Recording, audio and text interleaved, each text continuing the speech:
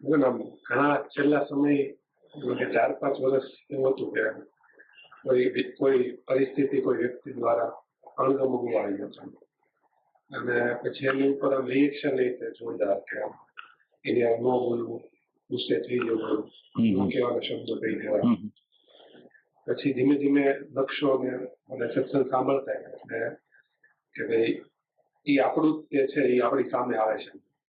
આપણે પ્રયત્ન કરીએ કે ભાઈ આપણે સત્સંગમાં એમ કહેવામાં આવે છે કે આપણે બને એટલું આપણું કેન્દ્ર દ્વારા આપણી ઉર્જા બચાવીએ. પણ હજી સેમ એવી જ પરિસ્થિતિ ભાઈ એવો પરિસ્થિતિ પાછો અણગમો પેદા થાય એટલે એને જોઈએ તો આ બધી કામ એટલું બધું એ નથી કરતો. અચ્છા, એની જ પરિસ્થિતિ અંદર એટલી બધી બેચેની, બરાબર, એટલી બધી અશાંતિ વ્યાપી જાય, બરાબર, ખબર નથી પડતી કે શું. એટલે એની અંદર મહત્વની વસ્તુ એ છે કે તમે દિવસ દરમિયાન સમય તમને કેટલો આપો છો. સમય જો તમને આપતા ન હો, હવે તમે માનો કે પ્રેઝન્ટ મોમેન્ટમાં ન રહેતા હો તો તમારું વર્ક ત્યાં કેવી રીતે થશે. એટલે પહેલી વસ્તુ એ તમારે અત્યારે એમ કરવાની છે કે તમારા દ્વારા પ્રેઝન્ટ મોમેન્ટમાં કેટલું રહેવાય, તમારી હાજરી કેટલી રાખે છે.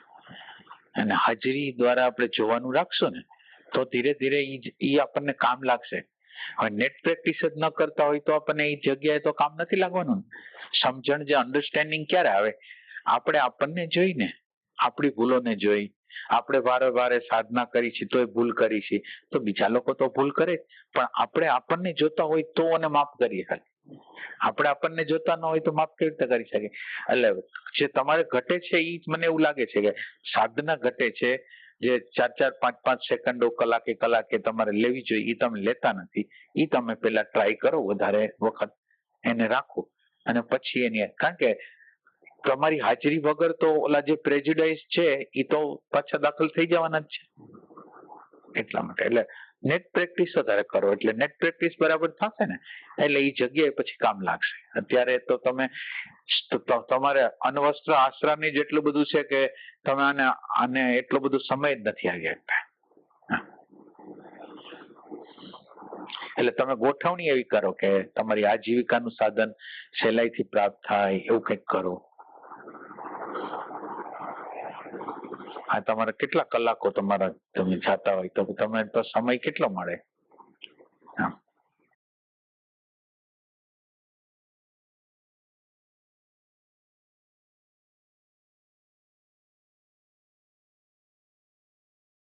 ટ્રેક હોય ને એની ઉપર આપણે આપણી અંદર જે ટ્રેક પડી ગયા છે, પ્રેજ્યુડાઇઝ પડી ગયા છે, એ બધા પ્રેજ્યુડાઇઝ ને જોવા પડે, સમજવા પડે તો નીકળે. એના પ્રત્યે અણગમો કરવો પડે, એ આપણને ન પોસાય એવી પરિસ્થિતિ થાય તો આપણે એને કાઢી શકીએ. એટલે આમાં તમને એવું લાગતું હોય કે કંઈક હોય તો કંઈક, એટલે સાધના ઓછી પડે છે, પ્રેઝન્ટ મોમેન્ટ ઓછી પડે છે, બીજું કઈ નથી.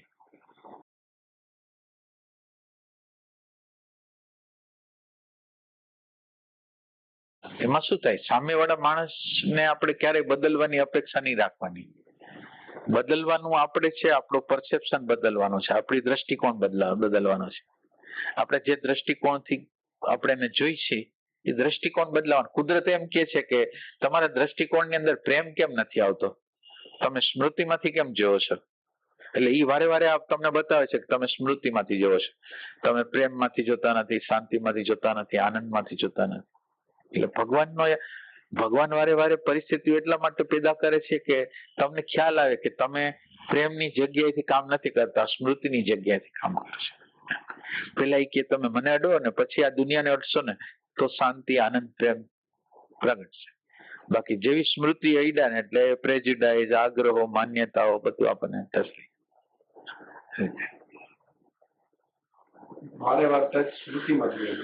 હા, એટલે વારે વારે છે સ્મૃતિ. એટલે સ્મૃતિઓ તો સ્વાર્થના કેન્દ્ર અનુસાર કામ કરતી હોય. પોતાને અંદર જે ટ્રેક પડી ગયો એનું ન આવે એટલે ઇરિટેશન કરે, ક્રોધ કરે, હિંસા કરે, એ ટાઈપની.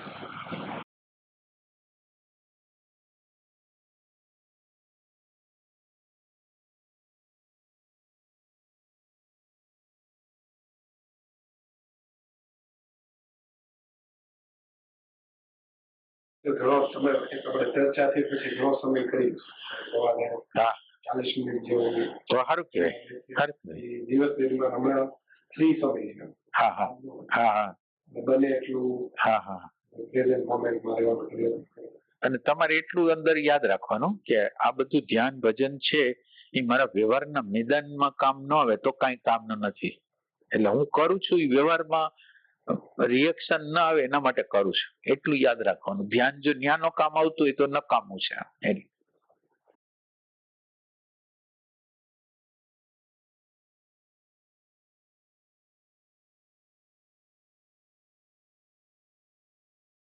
તમે શાંત હો અને શાંતિમાંથી જ્યારે તમે જવાબ દેશો તો તમને એક અલગ પ્રકારે દેશો. તમે અશાંતિમાં અજંપામાં હશો તો જવાબ નહીં દે હરખો, તો રિએક્શન આવી જશે. એટલે શાંતિની અવસ્થા બની રહેવી જોઈએ આપણે.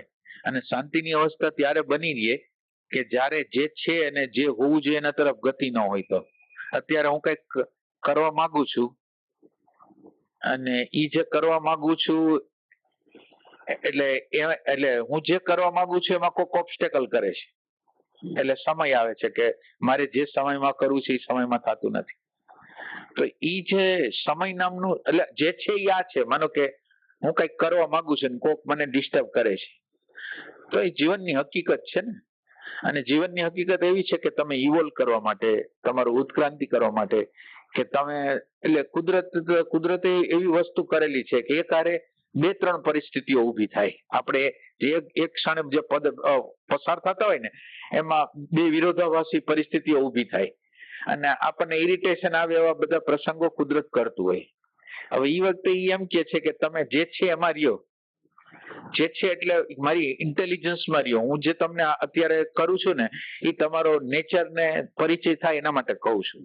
આ માનો કે અત્યારે પરિસ્થિતિ મેં નિર્માણ કરી છે, બિચારો વ્યક્તિ કોઈ જવાબદાર નથી, વ્યક્તિ જવાબદાર નથી, પણ જવાબદારી તો મારી છે કે હું તમને ઇવોલ્વ કરવા માંગુ છું. તો તમે એને જવાબદાર ન ગણો અને તમારી અંદરની અત્યારે બે વસ્તુ હાલે છે એમાંથી એક વસ્તુ આગ્રહ છોડી દો એટલે તમારી અંદરનો કોન્ફ્લિક્ટ જતો રહેશે. આગ્રહ છે ને એ કુદરતની વિરોધની વસ્તુ છે. આગ્રહ જે છે ને કુદરત તમને એનાથી વિરુદ્ધ કરવા માંગે છે અને તમે તમારું હલાવવા માંગો છો. વૈશ્વિક ઇન્ટેલિજન્સની સામે નાની બુદ્ધિ લડે છે એટલે કોન્ફ્લિક્ટ થાય.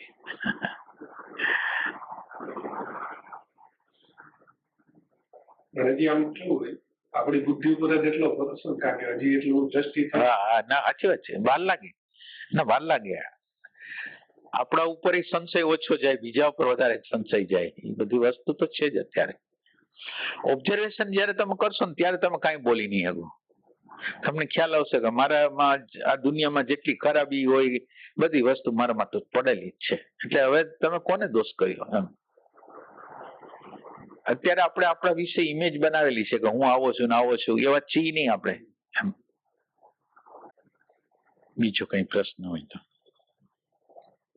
કઈ હોય તો તમે મૂંઝાવાનું નહીં, ન હોય તો કઈ નહીં. કઈ આપણે કઈ એવું કઈ છે નહીં. પ્રશ્ન કરો.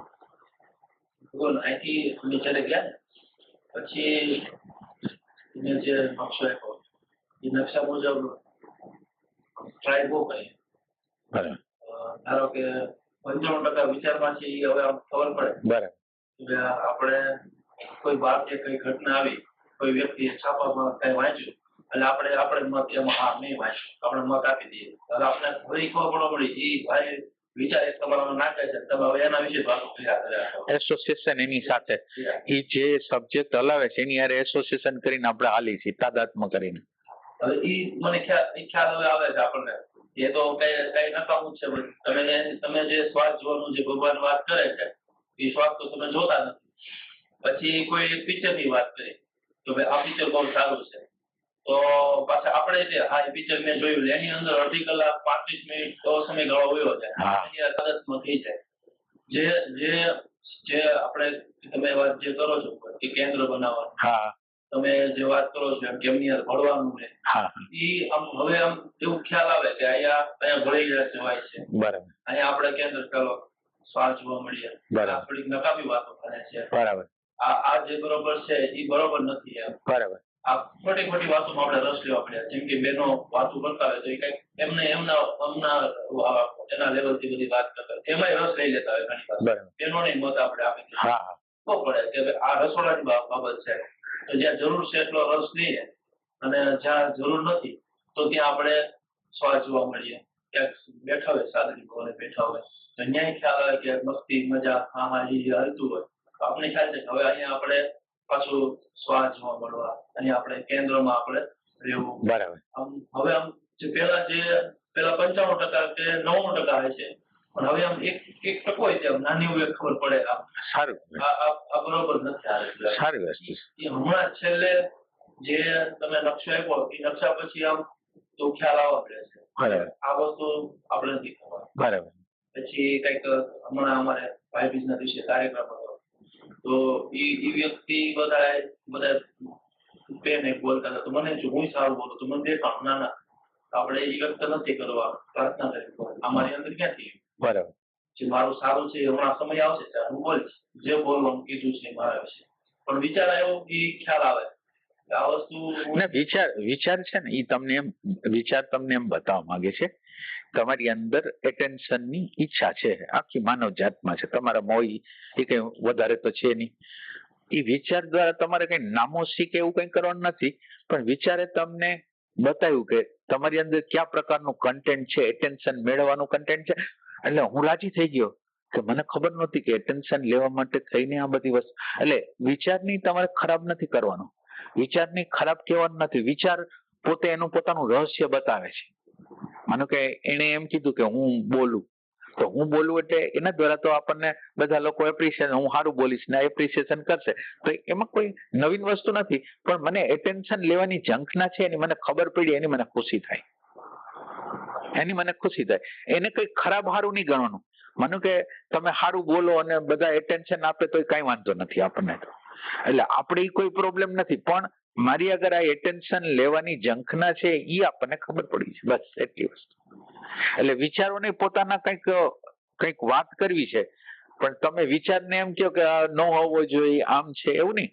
વિચાર આવ્યો છે તો એનો અર્થ એમ છે કે એને કંઈક સંકેત કરવો છે શું કેવું છે મારી અંદર શું પડ્યું છે એનાથી હું વાકેફ થાવ એ ટાઈપ વસ્તુ. એ વાર્તાને તમે સાંભળો ખરાબ છે સારું છે એમ ન કરો એટલે એના દ્વારા તમે નિદાન કરી શકશો કે ભાઈ તમારે એટેન્શન ની જરૂરિયાત છે તો એટેન્શન લેવું કઈ બુરી વાત નથી પણ એટેન્શન સારી રીતે લેવું જોઈએ. કેવી રીતે લેવું જોઈએ તો તમે સારી રીતે બોલો એટેન્શન મળશે. એટેન્શન મળવા દ્વારા પછી તમને ખબર પડશે કે એટેન્શન મળે છે તો હલો ખુશી તો થઈ પણ મારા રિએક્શનો ક્યાંય જાય છે તો કે ના એ કઈ રિએક્શનો મારી પ્રેમ વગરની સ્થિતિ એવું એમાં તો કઈ એટેન્શન લઈ લીધું હલો હું સેચ્યુરેશન કરી લીધું કે હું હારો મારી આગળ જે પ્રકારનું એસેન્સ છે એ પ્રમાણે હું વ્યક્ત થઈ ગયો તો એને લીધે મને વખાણ મળી ગયા. પણ એ વખાણ મળવા દ્વારા મારી પ્રેમ વગરની સ્થિતિ સમજ વગરની સ્થિતિ આનંદ વગરની સ્થિતિ છે એનું શું કરવું તો પછી પ્રશ્ન કરવાનો પણ તમે આને કાપવાનું નહીં કે ટેન્શન જોઈ છે ખોટો વિચાર છે એમ નહીં. એ અત્યારે એટલે તમારો ઉછેર જ એવી રીતે થયો હોય તમારો જે પ્રકારે ઉછેર થયો હોય એમાં એટેન્શન ની તમને લેક થઈ હોય અને એટેન્શન ની લેક થઈ હોય એ તમે અત્યારે એટેન્શન એની અંદર માગો છો જે નથી મળ્યું માગો છો તો લઈ લ્યો થોડું કઈ વાંધો નહીં તમારા એસેન્સ થ્રુ લ્યો ફોલ્સ પર્સનાલિટી દ્વારા ના લ્યો ખોટી રીતે ના લ્યો એમ આ રીતે.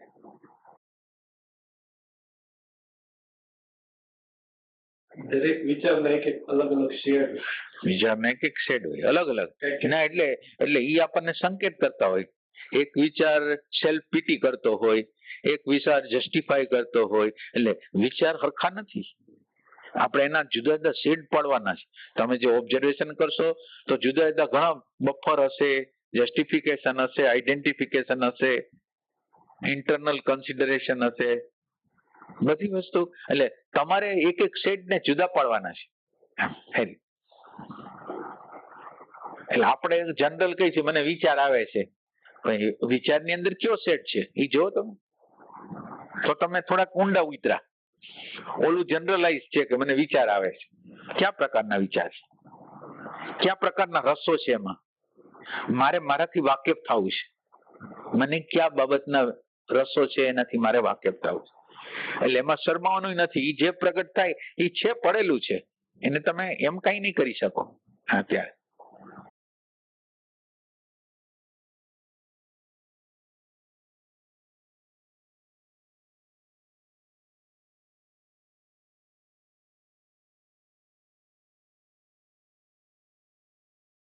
મારે કઈક કેવું હોય તો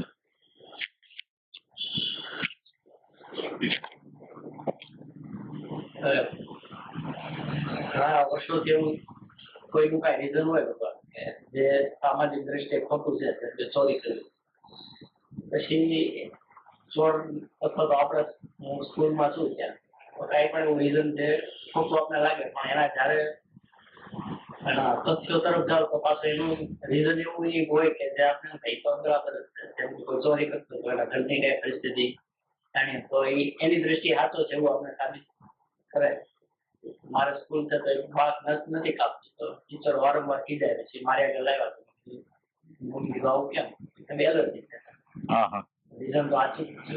બરાબર એક બાળકને સતત લેશન નો પ્રશ્ન હતો કે ઓફિસે બોલાય કે ભાઈ એને પપ્પા કે ના બીજું સંતાન પેટમાં છે મમ્મી ધ્યાન નથી કહેવાનો મતલબ આખું વિશ્વ ભગવાન જો એના રીઝન તરફ જાય તો આમ ઉપરથી જોઈએ તો આપણે એમ લાગે આ ખોટું છે આ ખોટું છે. કોઈ પણ ના રીઝન માં જઈએ દાખલા તરીકે આતંકવાદીને તમે લ્યો તો એને કાંઈક એવા રીઝન એ આપણે રજૂ કરે તો આપણે એમ થાય આવું તો આમ કાંઈ તો હવે આ બધી દ્રષ્ટિએ આપણે યારે એવું બધું થતું હોય આપણે તો જે સાચું ખોટું છે એ પ્રમાણે આપણે તો વર્તન કરતા હોય એ તમે ખરેખર આપણું વર્તન શું હોવું જોઈએ કે જે સાચું ખોટું માં પડ્યા વગર આપણે જો એના સાંભળવાનો પ્રયત્ન કરીએ તો આપણે એમ થાય કે આ એક સેન્સથી બરાબર સાચું છે એ સાચું તમે એને કેમ માનો કે એક છોકરું છે કે એ લેસન નથી કરતું અને એમ કે એને કોઈ બાળક છે તમારી રિસ્પોન્સિબિલિટી છે બાળકને તમે પેદા કર્યું છે તો એની રિસ્પોન્સિબિલિટી લેસનની લિસ્ટ પણ તમારે લેવાની એટલે ઈ તો એનો એક્સક્યુઝ છે. તમે જયારે એક બાળકને પેદા કરો છો તો એને બધા પ્રકારનું શિક્ષણ ને બધી રિસ્પોન્સિબિલિટી છે. હવે તમે એના ઉપર કેર નથી કરતા તમે એમ તો બીજું છોકરું હવે એક છોકરાને તમે બરાબર નથી કરી તો બીજું છોકરું કરો છો તો ઈ રિસ્પોન્સિબલ પર્સન છે એટલે ઈ બરાબર નથી એટલે એને બરાબર આપણે ન કહી શકીએ. એને કેર કરવી જોઈએ એને લેસન કરાવવું જોઈએ એની ડ્યુટી છે કોઈ પણ રીતે એટલે ન કરી શકે એવું કઈ છે નહીં એમાં કઈ ન કરી શકે. માનો કે પ્રેગ્નન્ટ છે તો ભલે ને રહ્યા ખાલી બેને પડખે બિહારીને લેસન ના કરાવી શકે ના એટલે ઈ કોઝ નથી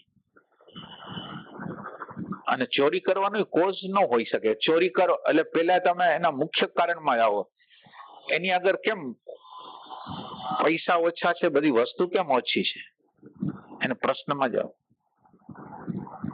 એને હંમેશા બીજા આગળથી લીધું જ છે દીધું નથી.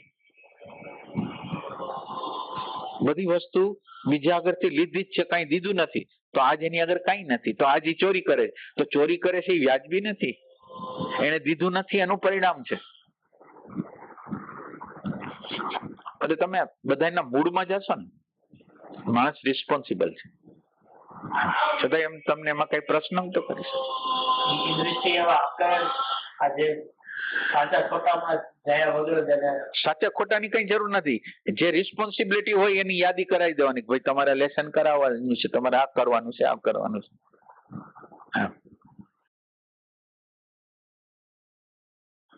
અને પરમાત્માના રાજ્યની અંદર તમારી જે આવશ્યકતા છે ને એ તો એને પરમાત્માને આપવાની જવાબદારી છે આવશ્યક વસ્તુ. પછી તમારી કામના હોય એ પૂરી કરવાની જવાબદારી કુદરતની નથી. એટલે કુદરત જેને શરીર આપ્યું છે ને તો એને ખાવા પીવાનું તો આપી જ દેશે એમ.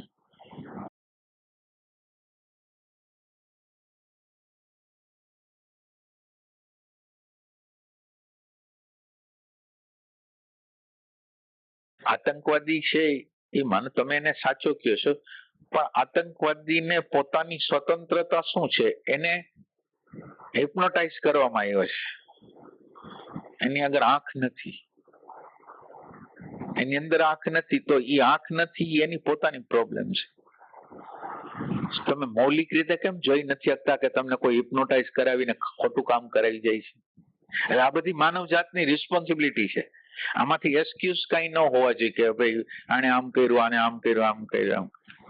તમારી જે પ્રકારની ચેતના છે એ પ્રમાણે પ્રકૃતિ તમારો યુઝ કરે છે. તમારી ચેતનાને બદલો તો કઈ નહીં.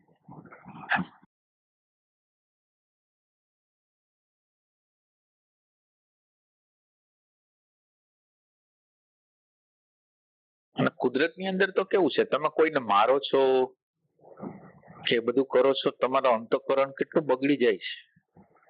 એ કુદરત વિરુદ્ધ છે. તમે જ તમને હેરાન કરો છો.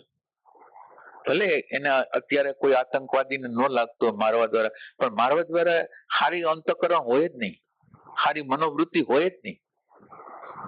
એને મારે છે એમ નહીં, એની આજુબાજુના લોકોને જયારે પોતાનો પ્રોબ્લેમ આવશે તો એને પછી વાઈફ હશે કે મા બાપ હશે, ગમે ને કરશે. સવાલ એ નથી કે કોને કરે છે. એ આ જે સ્વાર્થ માટે એને કરે છે, તો આ સ્વાર્થ માટે એના ઘરના નહીં કરશે.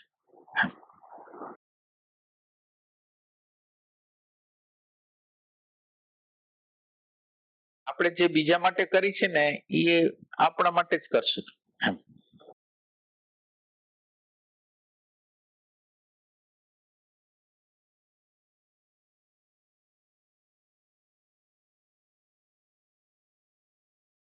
એમાં કઈ ન સમજાણું હોય તો સાચી અસ્મિતા પણ સાચી અસ્મિતા, એટલે અસ્મિતા તો ઘણી છે. કારણ કે મારા સ્વનું રક્ષણ કરવું એટલે આત્માની અસ્મિતા હોય. કે ધારો કે કોઈ જગ્યાએ બધા બેઠા છે, તમારું એક સ્ટેન્ડ હોય, એ સ્ટેન્ડે કઈક મારી કઈક અસ્મિતા હોય, મારા ઘડીએ હણાતી હોય, બરાબર. તો ઈ સાચી અસ્મિતા શું છે, જેથી અસ્મિતા હણાય? ના ના વાંધો નહીં. તમે અસ્મિતા કીધું એટલે અસ્મિતા જે શબ્દ છે ને, એટલે એક આપણું હોવાપણું છે. હોવાપણા સાથે હું દાખલ થાય ને એટલે અસ્મિતા ઉભી થાય. હોવાપણું અને હું છે એ અસ્મિતાઓ ઉભી કરે, જુદા જુદા પ્રકારની. અસ્મિતાઓ સારી હોય, ખરાબ હોઈ શકે. અસ્મિતાઓના પ્રકાર અલગ અલગ પ્રકારો અસ્મિતાના છે. તો હવે તમે સમાજના લેવલ ઉપર તમે જીવો છો, તો તમને સમાજના લેવલ ઉપર તમારી અસ્મિતા એટલે તમારો અહંકાર, બીજું કઈ વધારે કઈ છે નહીં. છે અહંકાર, પણ છતાંય અહંકાર હોવા છતાંય તમારું રક્ષણ તમે નહીં કરો તો તમારું રક્ષણ કોણ કરશે? માનો કે તમારા ઉપર કોઈ એટેક કરે છે, તમારા ઉપર સાયકોલોજીકલ ફિઝિકલ એટેક કરે છે, તમે રક્ષણ નહીં કરો, તમારું રક્ષણ બીજું કોણ કરવા આવશે? એ વ્યવહારની અસ્મિતા છે. પણ વ્યવહારની અસ્મિતા છે અને આધ્યાત્મની અસ્મિતા અલગ છે. આધ્યાત્મની જે અસ્મિતા છે એ અલગ છે, ને વ્યવહારની અસ્મિતા છે એ અહંકાર જ છે. એ અહંકાર છે, પણ છતાંય એની અનિવાર્યતા ઘણી વાર હોય. દાખલા તરીકે તમે કઈ બોલી નથી શકતા, એટલે તમારી આજુબાજુના બધા લોકો તમારા ઉપર એટેક કરે છે અને તમે કઈ બોલી નથી શકતા. હવે આ બોલી નથી શકતા એટલે તમારે સહન કરવાનું આવશે. તમારી અંદર નેગેટિવિટીઓ અંદર આવશે, બહાર તમારી વ્યક્ત નહીં થાય. તમારી તાકાત નથી એટલે વ્યક્ત નહીં થાય. તો એના દ્વારા એ હંમેશા હેરાન થયા રાખશે અને બીજાને આધીન રહ્યા રાખશે. તો આમાંથી તો બહાર નીકળવું જોઈએ. એટલે આ થઈ વ્યવહારની વાત થવું કરું. આધ્યાત્મનો જયારે રેફરન્સ આવે ત્યારે પાછું અલગ પ્રકારની વસ્તુ છે. આધ્યાત્મમાં તમે આવેલા છો તો તમે આત્મા છો, તો તમારી અસ્મિતા દ્રષ્ટાની છે. હવે તમારી અહંકારની અસ્મિતા નથી. હવે તમારી જવાબદારી કઈ રક્ષણ કરવાનું નથી. હવે તો ઈ અલગ પ્રકાર, હવે કુદરતની જવાબદારી. તો ઈ દ્રષ્ટાની જે અસ્મિતા છે એ અલગ પ્રકારની છે. વ્યાપકતાની એના પછીનું સ્ટેજ છે વ્યાપકતાની અસ્મિતા છે, ઈ એના કરતા. એટલે જુદા જુદા પ્રકારની આપણે શું કહેવાય, જળ વસ્તુ સાથે તાદાત્મ્ય કરીને એક અસ્મિતા હોય, અને એક આધ્યાત્મના સતારે ભાનહારે જોડાઈને હોય, ઈ અસ્મિતા હોય. ઓલી અસ્મિતા કરતા આ અસ્મિતા સારી છે. આ અસ્મિતા આપણા તરફ ગતિ કરી છે, આપણે જે છીએ એના તરફ ગતિ કરી છે.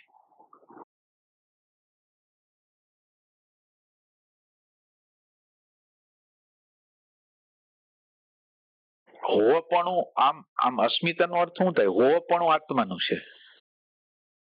ગમે ત્યારે ગમે તે સમયે એના હોવાપણા સિવાય એનું હોવાપણું હોય પછી બીજું હોવાપણું આવે. એટલે આ હોવાપણું છે એ છુપાઈ જાય છે, અને બીજા જે આપણે આપણું નામ, આપણી જાતિ, આપણી કાબેલિયત, એ બધી અસ્મિતા રૂપે પ્રગટ થાય. અસ્મિતા એટલે હોવાપણું. હવે તમે અહંકારની અંદર છો, તમે સંગીતકાર છો તો સંગીતકારની અસ્મિતા છે, શિક્ષક છો તો શિક્ષકની અસ્મિતા છે, એ બધી વસ્તુ. અને આની અંદર તો કેવું છે કે અસ્મિતાથી છૂટા પડવાની પ્રક્રિયા, આપણે જે લેબલો આપણને લાગેલા હોય એ લેબલોમાંથી છૂટી જવું ને, ઈ એના તરફ ગતિ. એટલે હું દ્રષ્ટા છું, હું સાક્ષી છું, ઈ તરફ જેમ જેમ ગતિ થતી જાય ને એમ ઓલી અસ્મિતાઓમાંથી આપણે નીકળતા જાય. ઓલા અસ્મિતાના જે સંઘર્ષો છે એમાંથી નીકળી જાય. ઈ અસ્મિતાને લીધે, દાખલા તરીકે શરીર હું છું એ અસ્મિતા છે, તો એને લીધે અભિનિવેશ આવે. એટલે અભિનિવેશ એટલે આપણને હંમેશા કંઈક દુખવા માંડે, એટલે સીધું એમ થાય કે આમ રોગ છે, આમ હશે. તો આ અસ્મિતા તમે છો એટલે તમને શરીરનો ભય લાગે છે. સાયકોલોજીકલ સ્તર ઉપર તમે અહંકારમાં છો તો તમને એનો ભય લાગે કે મારું કોઈ અપમાન ના કરે, એ ટાઈપ.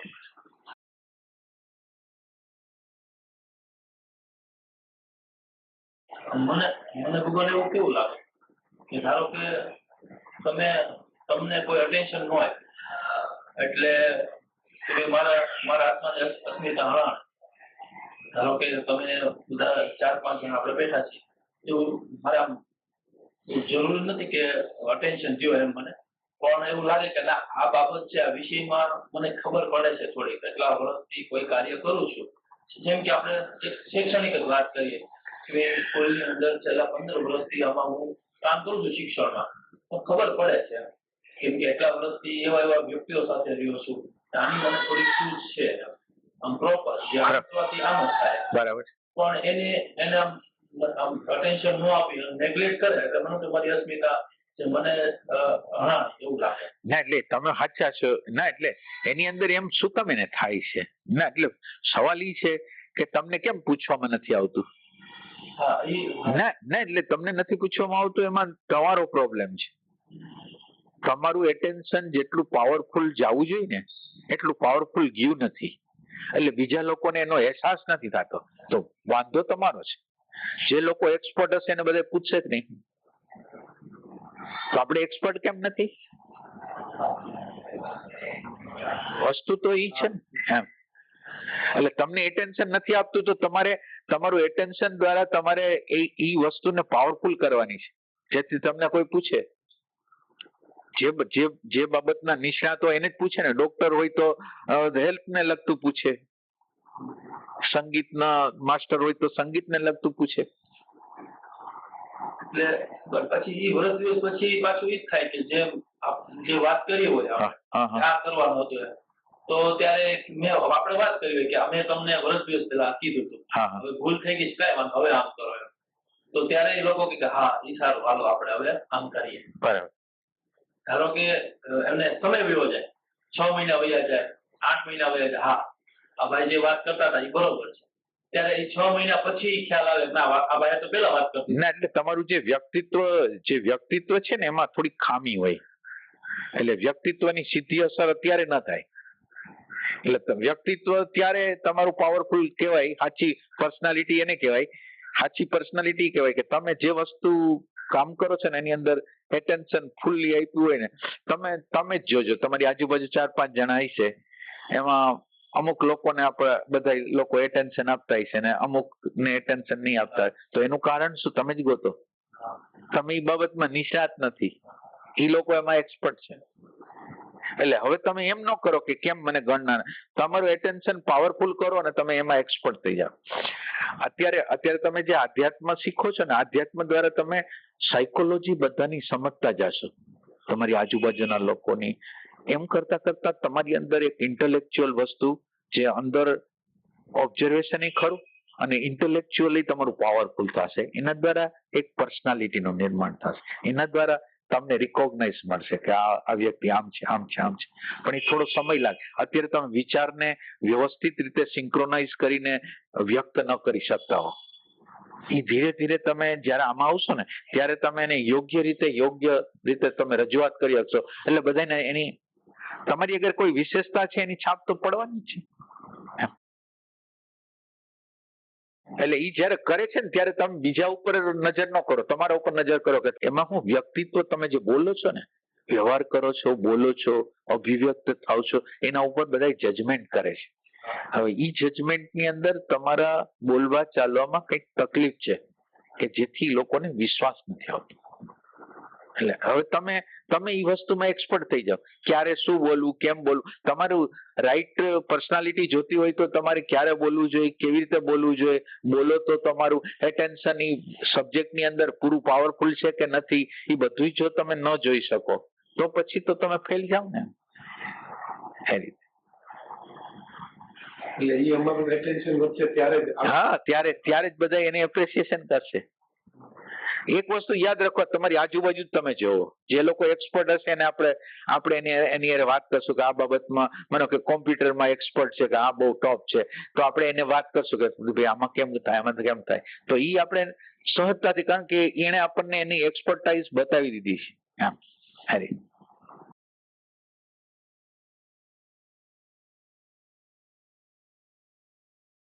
આપણી દ્રષ્ટિએ તે રૂંધી હોય કે ભાઈ એમ મને રિકોગ્નાઇઝ ઓલી કરે, હા હા આ સાઈડ હોય આપણું ખોટું છે આપણે. ના, એટલે તમારે વ્યક્તિત્વ બનાવવું પડે, વ્યક્તિત્વ બનાવવું પડે. અને રાઈટ પછી રોંગ નહીં, એ નગર ફોલ્સ કહેવાશે. એટલે રાઈટ એટલે તમે એને એક્વાયર કરો. જે વસ્તુ તમારે જે વસ્તુનું સબ્જેક્ટના માસ્ટર થાવ એમાં એટેન્શન નાખો. એટેન્શન દ્વારા તમે પાવરફુલ થશો, એના દ્વારા તમે અભિવ્યક્ત થાવ. અત્યારે તમે જેટલું આધ્યાત્મમાં જાશો ને, આધ્યાત્મ તો એવી વસ્તુ છે કે આ દુનિયાના કોઈ પણ ક્ષેત્રમાં એ હાલશે. લોકો સાચા આધ્યાત્મિક લોકો દુનિયાના એને કોઈ પણ સબ્જેક્ટ ઉપર બોલવાનું હોય ને તો થોડુંક એટેન્શન એમાં નાખશે ને એને ખબર પડી જશે આનું રહસ્ય આમ છે. એટલે યોગ્ય રીતે વિચારોને રજૂ કરવા, યોગ્ય સમયે કેટલું બોલવું, કેટલું ન બોલવું, એ બધી વસ્તુ તમારા રાઈટ વ્યક્તિત્વનું નિર્માણ કરશે. એના દ્વારા તમે બીજા લોકો તમને એપ્રિસિએશન કરશે કે નહીં કરે એનો આધાર તમારા ઉપર છે.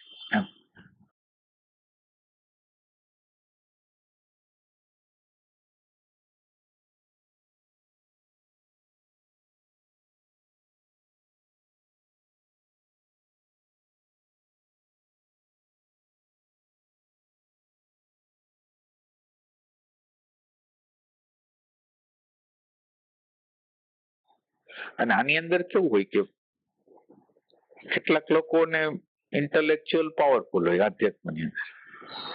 એનો અર્થ એમ નથી કે એ લોકો અંદર પાવરફુલ છે, એવું નથી. ખાલી વૈચારિક રીતે પાવરફુલ છે. વૈચારિક રીતે પ્રશ્નો કરે છે, વૈચારિક રીતે કરે છે. હવે એની ચેતના ને તમારી ચેતના આમ અલગ ન હોય, પણ એને એ વિભાગને મોટો કરી દીધો હોય, એ વિભાગને એને એક્વાયર કરીને મોટો કરી દીધો હોય.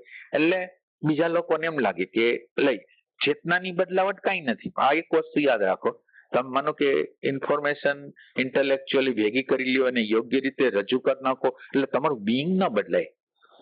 બીઈંગ બદલાય નહીં, તમને એટેન્શન મળે. બીઈંગ તો જેવું છે એવું જ રહે, રાગ વાળું, દ્વેષ વાળું, ભય વાળું, ઘૃણા વાળું, એ જ રહે. એમાં કઈ ફરક નહીં પડે. એટલે માનો કે આજે તમારી આજુબાજુ કોઈ છે અને આજુબાજુ છે ને સારી રીતે અભિવ્યક્ત થાય છે, એનો અર્થ એમ નથી કે એની ચેતના બદલાઈ ગઈ છે. ઘણી વાર એની ચેતના તમારા કરતા નીચી હોઈ શકે, એવું વસ્તુ હોય.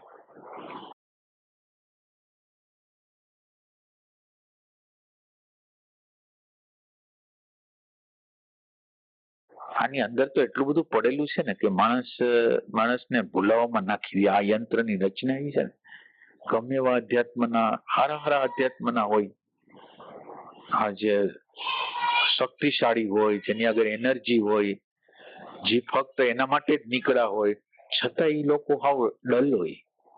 એટલે આમ બહારની દ્રષ્ટિએ તમને એમ લાગે કે આ વ્યક્તિ તો બસ ભગવાન માટે જ છે, પણ એને બધા દ્વારો એટલા બધા બંધ કરેલા હોય ને કે એ એક જગ્યાએ સ્ટેગ્નન્ટ થઈ ગયો હોય વ્યક્તિ.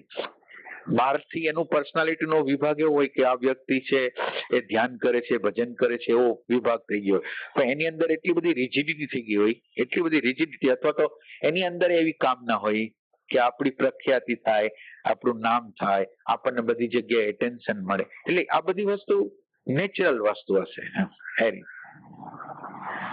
એટલે એનાથી તમે પ્રભાવિત ન થાવ. બોલે છે, ચાલે છે, હાઈ ક્લાસ રીતે અભિવ્યક્ત કરે, એના દ્વારા ચેતનાને કઈ અસર નહીં થાય. આ તો વૈચારિક માળખું છે.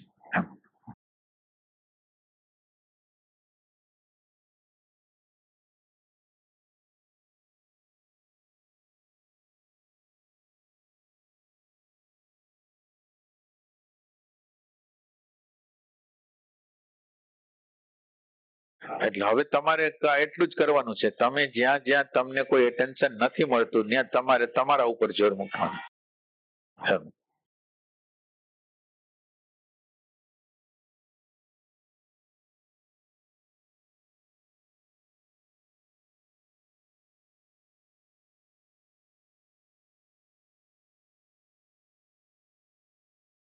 પછી કેવું થઈ જાય ભગવાન, આપણે આમ લાચાર અનુભવી અને પછી આમ નેગેટિવિટી નું પ્રમાણ આવતું હોય ને, એટલે આપણે પછી હવે તમે જે વાત કરો કે કેન્દ્ર બનાવતા જાતા હોય આપણે, એટલે પાછું ઓલાનું પ્રમાણ એટલું બધું મોટું હોય ને, એ ઓલું કેન્દ્ર એટલું નાનું થઈ જાય. ના લેવા છે ઈ આમ જાણે કે આમ આપણે હાવી થતું જાય. ના એ બરાબર.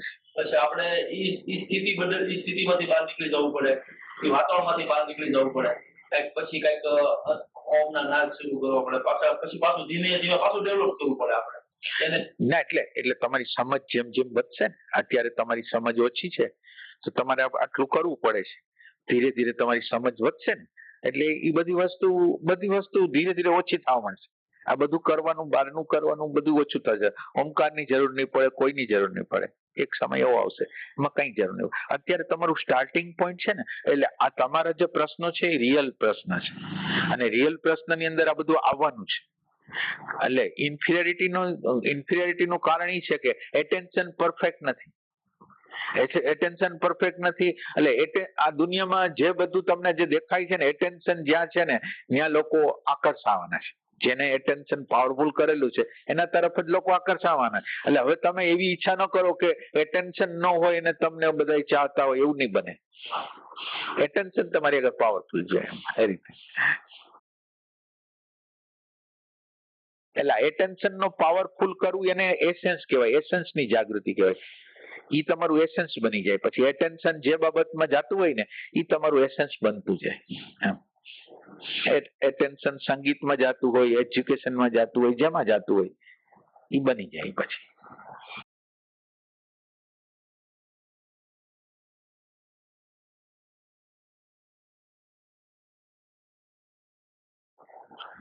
આમાં બધા ચડ ઉતાર હોય. માનો કે આજ એક જણો છે ઈ તમારાથી તમને એમ લાગે કે આગળ છે, તો કેટલું બધું, અને આપણે કઈ નથી. કાલ જો કોઈ વ્યક્તિ સાચી રીતે રસ્તો નહીં કાપે ને, કાલ તમારા જેવી જ હાલત એની થવાની. અત્યારે તમે જે ફીલ કરો છો ને એવું જ છેલ્લે એને ફીલ થવાનું છે અમુક સમય પછી. એટલે પ્રેક્ટિકલ અનિવાર્ય છે. પ્રેક્ટિકલ કરવું ને એ જરૂરી છે.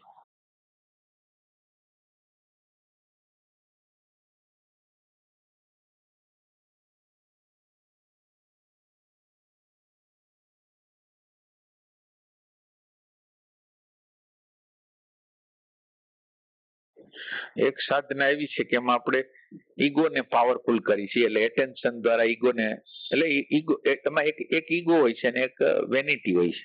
બે વસ્તુ હોય છે. વેનિટી છે એ ફોલ્સ પર્સનાલિટી છે. ઈગો છે એ રાઈટ પર્સનાલિટી કહેવાય. ઈગો નો અર્થ એમ છે, તમે માનો કે ટીચર તરીકે બેસ્ટ છો તો તમે એનો ઈગો કરી શકો, પણ તમારી આગળ એ એજ્યુકેશન આપવાનું પાવર છે તો એ રાઈટ વસ્તુ છે, તો ફોલ્સ નથી. તમે જેવા નથી એવા દેખાડવાનો જે પ્રયત્ન કરો છો તો ફોલ્સ છે, પણ તમે જે છો એટલે ઈગો અને ઇમેજ અથવા ઈગો અને વેનિટીમાં ફરક એ છે કે વેનિટી ની અંદર આપણે છી જ નહીં, ફોલ્સ અહંકાર ની અંદર તો આપણે જે છી નહીં એ બતાવી છે.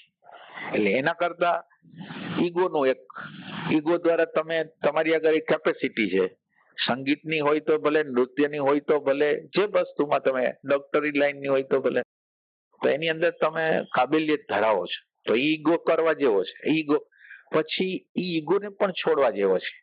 એટલે શરૂઆતની અંદર તો આપણે રેકોગ્નિશન જોતું હોય બીજા આગળથી, પછી એમ લાગે કે આ રેકોગ્નિશન તો મળી ગયું, આપણે તો જેવા છીએ એવા જ છીએ, હવે પછી એમાં ચેન્જ કરો. એટલે આ જીવનની યાત્રાની અંદર આ બધા પડાવો છે એમ એ રીતે. પેલા ઈગો નો હોય, પછી ઈગો બનાવવાનો, ઈગો બનાવ્યા પછી ખબર પડે કે આમાં કઈ નથી, પૈસા ઢગલા છે, મારી આગળ બુદ્ધિ પાવરફુલ છે, પૈસા છે, પ્રતિષ્ઠા છે, પણ હું અંદરથી મારા પત્ની હારે, મારા બાળકો હારે, મારી હારે સંઘર્ષમાં છું.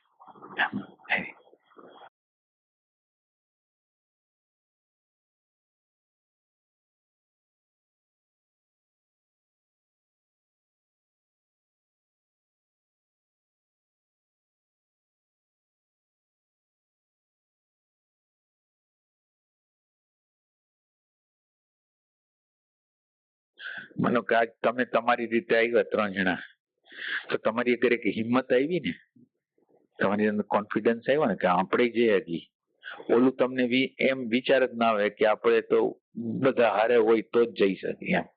તો હવે તમને ઈ પ્રકારનો કોન્ફિડન્સ આવવા માંડે. ઓલો ઈ કોન્ફિડન્સ જ ન હોય ને હવે ઈ કોન્ફિડન્સ આવવા માંડે એમ. અને એના દ્વારા પાછું તમને એમ લાગે કે તો આ વ્યક્તિગત જયારે થાય ત્યારે તમને એમ લાગે થોડુંક આપણે હાલી, તો તમારું હાલવાનું બને. ઓલું જનરલ હોય બધું. તો હવે તમને તમારી અંદર પર્સનલ તમે ટચમાં આવ્યા, તો પર્સનલમાં તમને એમ લાગે તો થોડુંક કામ કરવું છે.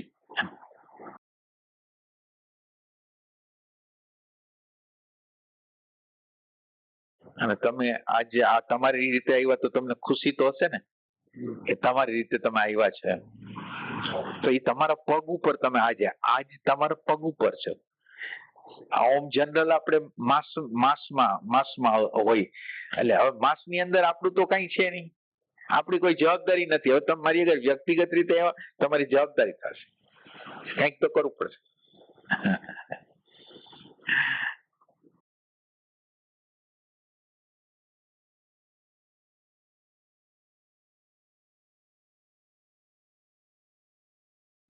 રાત્રે સુતા હોય ને એટલે આપણને ભગવાનનો સત્સંગ સંભળાય, સમય પહેલા જાગી જાય, એટલે આગલા વાગ્યા પહેલા તો આપણે જાગી જાય. બરાબર. જાગી તરત આપણે તૈયાર થઈ જાય, તરત ખાલી હું તમને એટલું જ કહું છું, તમારી પ્રેઝન્સ, તમારું કેન્દ્ર તમે ચાલુ રાખો ને, તમારી અંદર હારામાં હારા પ્રકારની બુદ્ધિ, ઇન્ટેલેક્ચ્યુઅલ બધું, ઇમોશન બધું તમારી એની મેળે જ આવશે. ખાલી તમારી હાજરી જોઈશે, કાંઈ જોતું નથી. આપણને ખબર નથી કે ઇન્ટેલેક્ટ છે એ તમારી હાજરી છે ને, એની અંદર ઇન્ટેલિજન્સ છે તમારી હાજરીની અંદર. પ્રજ્ઞાનું તત્વ તમારી હાજરીની અંદર. તમે હાજર રહ્યો ને, તમને બધું દેખાવા મળશે. તમારી હાજરી તમે નોંધાવો.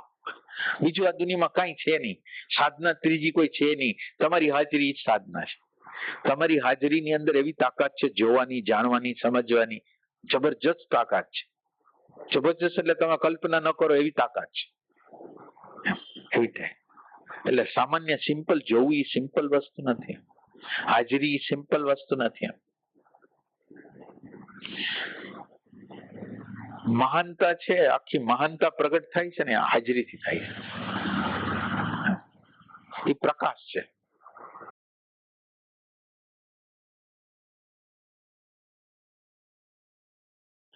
અને ટ્રાય કરવાની, જોવું અને વિચારવું બે વચ્ચેનો ફરક કર્યા રાખો. જોવું અને વિચારવું, જોવું અને વિચારવું.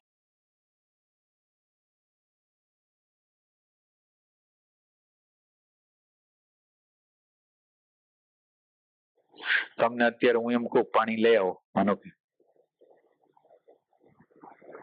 તો પાણી લઈ આવો, ઈ વસ્તુ એક્ઝેક્ટ જે વસ્તુ છે એ તમે લઈ આવવાના છો, તો ઈ લઈ આવવા માટે તમારી હાજરી જોઈ. અચ્છા, પાણી શબ્દ હું બોલું છું, હવે આ તમારી મેમરીમાં તો ઘણા શબ્દો છે, એટલે પાણી પર્ટિક્યુલર શું એ તમારું હાજરી છે ને એ ગોતી આવે છે ને. એટલે તમે બે વચ્ચેનો ફરક સમજો. બે વચ્ચેનો જે ફરક બહુ મોટો છે. તમારી હાજરી છે એ હજારો સ્મૃતિઓ છે, એમાંથી પર્ટિક્યુલર સ્મૃતિને સિલેક્ટ કરીને પછી ગતિ કરે. પણ ઈ 1 સેકન્ડ 2 સેકન્ડ જે હાજરી થઈ ગઈ ને, એને આ ગોતી લીધું અને ઈ પાણી લઈ આવ્યું. પણ ઈ તમે એનો ભેદ નથી કરી શકતા કે આ કોણે કર્યું કામ. આ કઈ મેમરી એ નથી કર્યું. મેમરી તો એની જગ્યાએ પડી છે. મેમરી પડી છે એમાંથી કોકે કાઢી કે આ પર્ટિક્યુલર વાત કરે છે આની અત્યારે, એ તમારી હાજરી છે ના. એટલે તમે બે વચ્ચેનો તફાવત જોવો. તમારી હાજરી અને વિચાર વચ્ચેનો ફરક ઘણો છે. વિચાર છે દાખલા તરીકે હું પાણી શબ્દ બોલું છું ને, એ વિચાર છે. પાણી શબ્દ છે એ વિચાર છે, પણ પાણી એક્ઝેક્ટ શું છે એની જાણકારી છે એ તમારી હાજરી છે. માનો કે કેટલી વસ્તુના નામકરણ કર્યા છે, એમાં એક પર્ટિક્યુલર પાણી નામ આપ્યું છે, તો એ વિચાર દ્વારા આપણને સગવડતા મળે કે કઈ વસ્તુ જોઈ છે, તો એક ના નામ પાડ્યા છે. તો પાણી શબ્દ છે એ પોતે ઇન્ટેલેક્ચ્યુઅલ માંથી આવે છે, પણ પાણી વિશે, પાણી કયો પદાર્થ છે એની સમજ તમારી હાજરીમાંથી આવે છે. આ તમે સમજો, બરાબર સમજો.